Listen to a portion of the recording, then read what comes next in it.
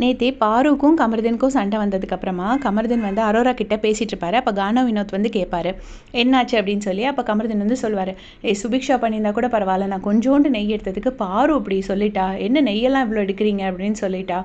உடனே கனியக்காவும் என்ன அப்படின்னு கேட்குறாங்க. ரம்யாலாம் என்ன கேட்குறாடா, எனக்கு தூக்கி வாரி போட்டுருச்சு பாரு அப்படி சொன்னோன்னே அப்படின்னு சொன்னோடனே கானா வினோத் வந்து அந்த இடத்துல முந்தானத்து தான் வந்து பாருக்காக கானா வினோத் கிட்ட கமருதீன் கோவப்பட்டிருப்பாரு. ஸோ அந்த சுச்சுவேஷனை யூஸ் பண்ணி ஏற்றி விடாமல் அவர் உடனே சொல்வார், சரி பரவாயில்ல விடுறா, ஒரு ஜாலிக்கு சொல்லியிருப்பா அப்படின்னு சொல்கிறாரு. உடனே கமருதீன் சொல்கிறார், ஜாலியா காலி ஆகிடுவாவ அப்படின்னு சொல்கிறாரு. நான்லாம் அவளுக்கு எவ்வளோ பண்ணியிருக்கேன், அவள் கூடயே இருந்திருக்கிறேன், என்ன போய் இப்படி சொல்கிறா அப்படின்னு சொன்னோடனே கானா வினோத் வந்து, சரி விடுறா மச்சான், நீ இப்போ நாளைக்கு பாரு அரோரா கூட நீ ஜாலியாக இருக்கல, இங்கே இருக்கிற டைமில் வந்து ஜாலியாக இருடா, நாளைக்கு இந்த இன்ஸ்ட்ருமெண்ட்ஸ்லாம் இருக்காதுடா, நம்ம அதை போய் என்ஜாய் பண்ணுவோம்டா அப்படின்னு சொல்லி கூட்டிகிட்டு போகிறாரு. கூட்டிகிட்டு போய் தான் மொபைல் யூசேஜ் பற்றி ஒரு சாங் போட்டு பாடுறாரு. எல்லாரும் செம்மையாக என்ஜாய் பண்ணுறாங்க.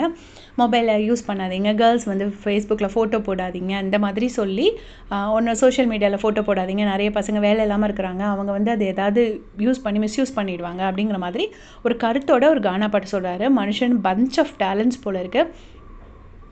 உண்மையிலே கமருதீன் கானா வினோத் ஃப்ரெண்ட்ஷிப் பார்க்குறதுக்கு அவ்வளோ நல்லா இருந்துச்சு. முந்தானத்து தான் கமருதீன் கோவப்பட்டிருப்பார். ஆனால் கோவப்பட்டப்புறமும் கூட வந்து கமருதீன் கோவப்பட்டதை கூட பெருசாக எடுத்துக்காமல் கானா வினோத் வந்து அதே பழைய ஃப்ரெண்ட்ஷிப்பை அப்படியே மெயின்டைன் பண்ணி அவர் வந்து என்கரேஜ் பண்ணது பார்க்குறதுக்கு ரொம்ப நல்லா இருந்துச்சு. உங்களுக்கும் கானா வினோத் கமருதீன் பிடிக்கும்னா மறக்காமல் சொல்லிட்டு போங்க. தேங்க்ஸ் ஃபார் வாட்சிங்.